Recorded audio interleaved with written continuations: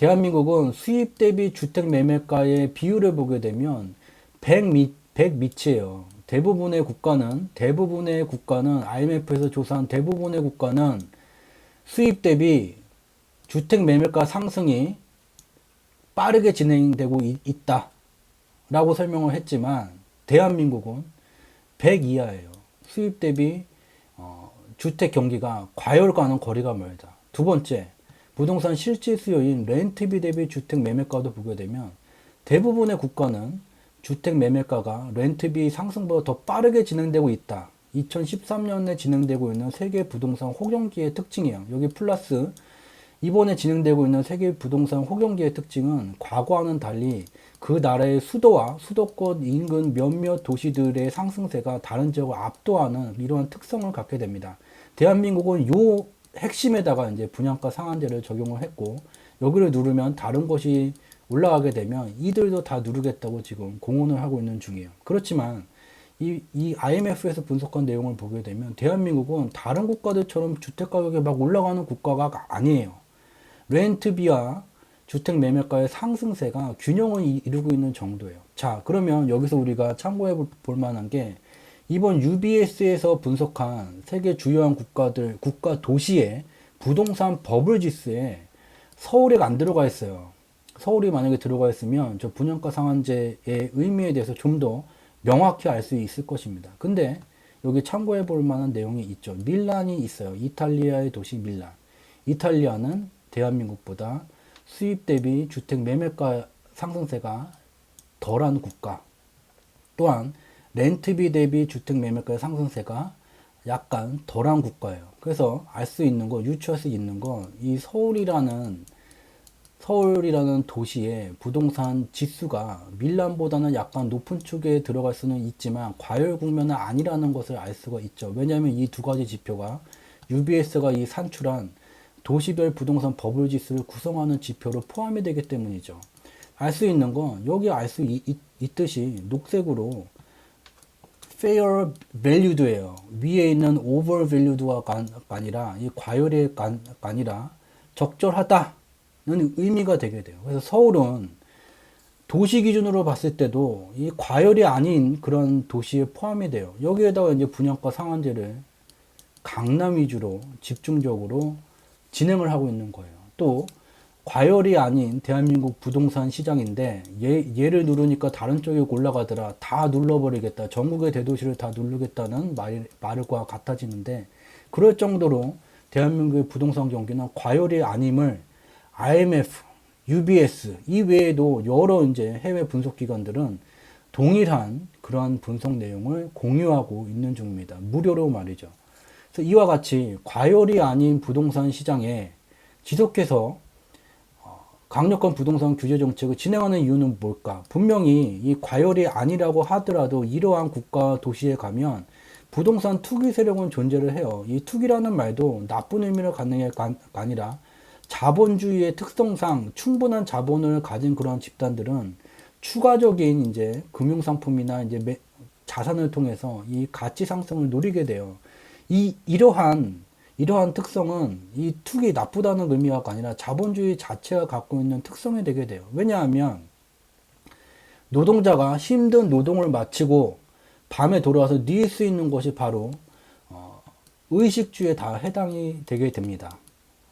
그래서 의식주와 관련된 것들이 이 자본주의 시장에서 보게 되면 모두 다 어느 정도의 투기 세력이 존재하게 돼요. 그래서 투기 세력을 박멸하는 것이 좋은 정책이 아니라 버블이 형성되지 않는 한 국가 경제 성장에 저해시키는 그런 수준까지 올라가지 않는 한은 일정 부분 이 투기적인 수요를 유지하거나 방관할 그런 필요가 있다는 거죠. 특히 이제 대한민국은 이러한 투기 세력을 박멸하기 위해서 그동안 2017년 내 강력한 부동산 규제 정책을 진행해 왔고 이러한 과정 속에서 투기 세력도 이제 박멸이 되거나 일부 이제 자본이 부족한 그런 투기 세력이었던 경우는 언론을 통해서 보도된 바와 같이 부도가 나거나 또는 더욱더 많은 자본을 갖고 있는 국내 부동산 투기 자본은 해외로 이제 빠져나갔죠.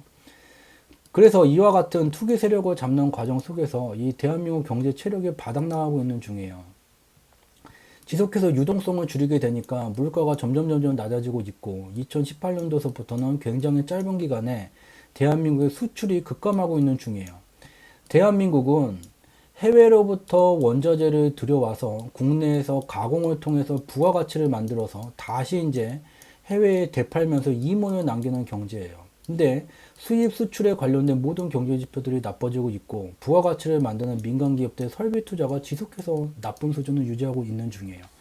그리고 2019년 서프라이즈로 대한민국의 실업률이 건국 이래 최저치를 기록을 했지만 이러한 전체적인 경제 지표를 보고 판단하는 대한민국 외에 존재하는 제3의 객관성을 갖고 있는 외국인 직접 투자 자본은 지속적으로 대한민국 경제에 대한 투자를 급감하고 있는 중이에요. 그래서 이와 같은 상황은 우리가 판단하기 전에 이 대한민국 외부에서 대한민국 경제를 바라보는 이 외국인 직접 투자 자본은 이러한 경제 지표들의 최근의 개선세를 봤음에도 불구하고 지속적으로 직접 투자 규모를 줄이고 있다.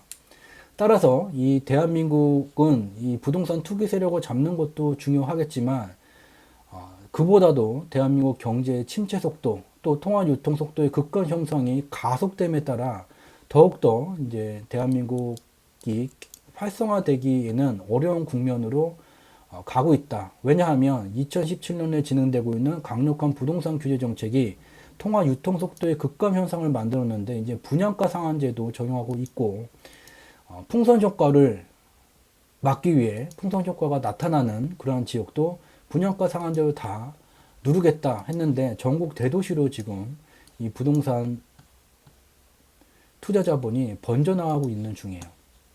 전국을 다 분양가 상한제로 잡기에는 IMF도 그러고 UBS도 그러고 대부분의 해외 분석 기관들은 대한민국 부동산 경기 과열력 아닙니다. 서울 도시 부동산 버블이 아닙니다. 라는 분석 결과를 친절하게 무료로 주기적으로 지속해서 공유하고 있는 중입니다.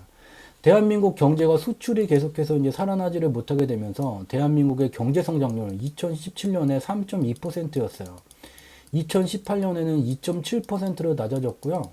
2019년에는 지금 연말로 추정되는 최고 이제 경제 성장률이 2.1%, 주요한 이제 국내 분석 기관들은 1%대를 예상하고 있는 중이에요. 급속도로 경제 성장률마저 떨어지고 있는 중이에요. 대한민국의 경제가 활성화되지 못하는데 더욱더 강력한 부동산 규제 정책으로 국내 이제 투기 자본, 부동산 투기 자본 또는 웬만한 연봉을 받지 못하는 셀러리맨들은 이제 자기 집을 사질 말고 전세자금 대출을 받아서 전세를 사야 되는 그러한 실정으로 몰리고 있는 중이에요. 이렇게 되게 되면 결국은 웃음을 지을 또 하나의 부동산 투기 세력이 존재하게 됩니다. 왕서방이에요. 중국에서 비단을 팔아서 성공했다던 왕서방이 세계의 여러 국가의 핵심 노른자 땅을 돌아다니면서 지금 매입을 하고 있는 중이에요. 대한민국도 보더라도 이 중국에서 매입하는 그런 물건이 다른 국가 국적의 부동산 투자 자본보다 그 규모가 더 커지고 있는 중이에요. 근데 커져봤자 1768채 이게 무슨 대한민국 부동산 경기에 영향을 줍니까? 라고 생각할 수가 있게 되죠. 이러한 해외 부동산 투자 자본의 특징은요, 어느 국가가 됐든지 간에 이 가격을 본다기보다는 그 나라 국가에서 가장 노른자 땅의 최고가 매물을 그냥 묻지마식으로 매입하게 됩니다. 워낙에 자본이 많기 때문이죠. 또한 이러한 해외 부동산 투자 자본들의 특징은 거의 다 현금으로 매입하는 그런 비율이 굉장히 높아요. 에이, 현금이 거기 있다고 삽니까? 대한민국에서 부동산을 이제 해외 외국인 자본이 매입을 한다고 치면 외국에 있는 자산을 바탕으로 미국 달러로 해외 금융기관에서 대출을 받게 되고 전에 그 돈을 갖고 와서 대한민국에선 현금으로 매입을 하게 됩니다. 그러한 사람들이 캐나다에 엄청 많고 중국인들도 굉장히 많다고 합니다. 그래서 이와 같이 결국은 국내에 웬만한 연봉을 받지 못하는 셀러리맨들이 로또 총역은 남의 얘기인 게 돼버리고 결국은 국내도 현금 부자들이 결국은 로또 청약 관광열차를 타게 되는 그런 상황. 또한 서울에 매기를 눌렀더니 전국 대도시로 번져나가는 그러한 상황. 이러한 상황 속에서 결국은 현금 동원력이 가장 큰 국내 일부 그러한 세력들 또는 이제 외국발 왕서방이나 아니면 캐나다 사람들이 이러한 매물들을 걷어들이기 쉬운 시절로 접어들게 됩니다. 더욱이 국가 경제가 점점점 침체가 진행되는 상황 속에서 강력한 부동산 규제 정책을 진행함으로써 매물을 지금 뱉어낼 수뿐이 없게 되죠. 이러한 매물들을 이들이 현금으로 작작 손쉽게 가져갈 수 있는 그러한 시장이 대한민국이 되어가고 있는 중입니다. 그래서 이와 같은 분양가 상한제가 그 취지는 굉장히 좋으나 지금 시장에서 반응이 예상과는 다르게 나오고 있다. 그래서 전국의 대도시로 매기가 번져가고 있고 이러한 매기 세에는 분양가 상한제가 잡아내지 못하는 해외발 왕서방들이나 해외발 그러한 부동산 투자 자본이 존재한다. 는 점, 그리고 오늘 UBS 통해서 살펴본 이 내용은 대한민국의 서울과 유사한 수준을 나타내는 이탈리아의 밀란은 UBS도 분석을 했듯이 부동산 버블과는 전혀 상관없는 지역이다. 부동산 버블과는 상관이 없는 서울인데 여기에 분양가 상한제를 적용을 한다. 그리고 대도시로 매기가 번져나가니까 대도시를 다 분양가 상한제를 적용을 한다. IMF는 대한민국 부동산 경기 과열이 아니라고 말하는데 전국을 분양가 상한제로 잡을 정도로 과열이 심하지 않다. 그러면 결국은 소수의 투기 세력을 잡겠다는 정책인데 이 자본주의 속에서는 의식주와 관련된 모든 곳에 어느 정도의 투기 세력이 존재한다. 이들을 규제를 하냐 마냐의 그 기준점이 되는 것은 국가 경제 발전에 저해되는 수준까지 얘네들이 왔느냐 안 왔느냐를 판단을 내리고 또한 국가 경제의 활성화 정도가 지금 심각한 수준이냐 아니냐를 갖고 판단을 내려야지 되는데 현재 대한민국 경제는 여러 경제 지표들 또한 대한민국 경제를 객관적으로 바라보는 외국인 직접 투자 자본들은 안 좋다고 지속해서 투자를 줄이고 있다. 더 이상 소수의 그 투기 세력이 누군지는 모르겠지만 분명히 이 부동산 투기 세력은 국내에만 존재하는 세력이 아님을 핫머니라고 불리는 그들이 될 수도 있음을 이 여러 경제 자료를 통해서 확인할 수가 있습니다. 그래서 이와 같은 분양가 상한제에 대한 대한민국 부동산 시장의 사뭇 다른 그러한 반응에 대해서 살펴보는 내용 오늘 1부 순서였고요. 오늘 이제 두 번째 순서는 이제 코스피가 어디로 향할까예요.